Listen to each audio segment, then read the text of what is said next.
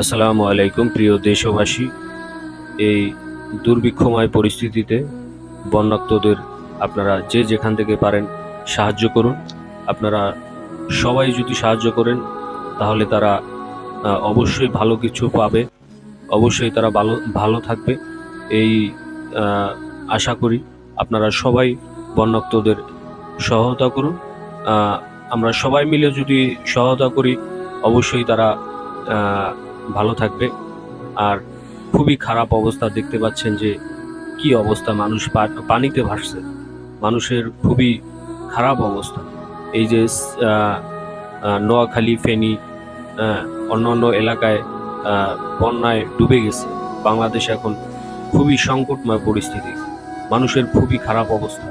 আপনারা সবাই দয়া করে আপনারা সবাই সাহায্যের হাত বাড়িয়ে দিন। অনেকেই ওখানে গিয়েছেন, অনেকেই অনেক কিছু দিয়েছেন। তো তাদেরকে অনেক অনেক ধন্যবাদ, তাদের অনেক অনেক ভালোবাসা যে তারা সহায়তার হাত বাড়িয়ে দিয়েছে।